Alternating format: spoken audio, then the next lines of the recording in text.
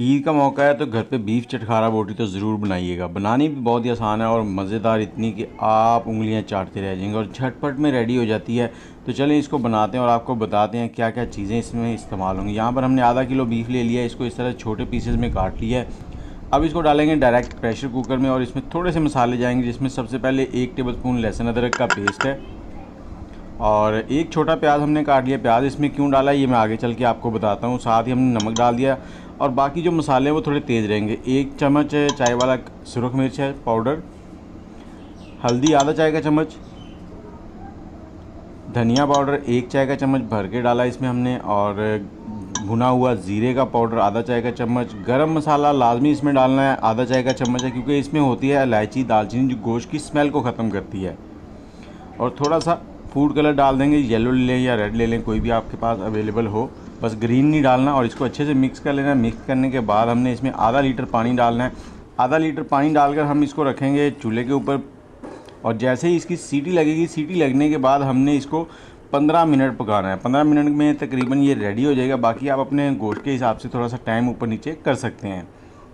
और आप कौन से शहर में बैठ के आप हमारी ये वीडियो देख रहे हैं, वीडियो कैसी लगी आपको ये भी ज़रूर बताइएगा और एक बार ज़रूर ट्राई करना है ये रेसिपी को।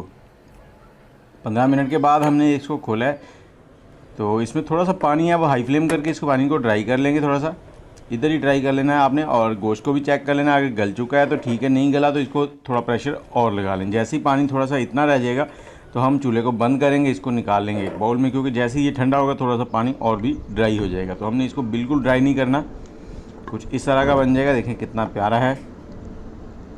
अब इसमें 1 से 2 मसाले जाएंगे जो इसको खूबसूरत बनाएंगे और टेस्टी बनाएंगे, जिसमें सबसे पहले सुरख मिर्च आएगी कुटी हुई, जो दरदरी सी कुटी हुई मिर्च होती है वो डालेंगे इसके अंदर।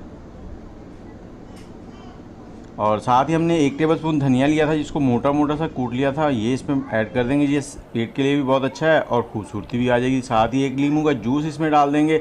एक ही नींबू का जूस डालना है और इसके अंदर जितने बीज हैं वो इसके अंदर ना जाएं। अगर बीज चले जाएँ तो उनको आपने निकाल लेना है। और साथ ही इसको मिक्स करने के बाद हमने यहाँ पे 3 से 4 टेबलस्पून कॉर्नफ्लोर लेना है। आप हस्बे ज़रूरत कम ज़्यादा कर सकते हैं, इसमें कोई पाबंदी नहीं है कि आपने 4 टेबलस्पून ही लेना है। 3 से 4 टेबलस्पून ले लें, इसको अच्छे से मिक्स करें। उसके बाद आपने ऑयल गर्म करना है मीडियम हीट के ऊपर। जैसे ही ऑयल गर्म हो जाएगा तो एक एक पीस लेते जाएं और इसको ऑयल के अंदर डालते जाएं। और इसको 2 से 3 मिनट फ्राई करना है। जैसे ही इसको आप डाल लेंगे उसके बाद 30 से 40 सेकंड इसको आपने बिल्कुल नहीं हिलाना। उसके बाद आपने इसको स्टर करना है और 1 से 2 मिनट फ्राई करने के बाद आप इसको निकाल लें।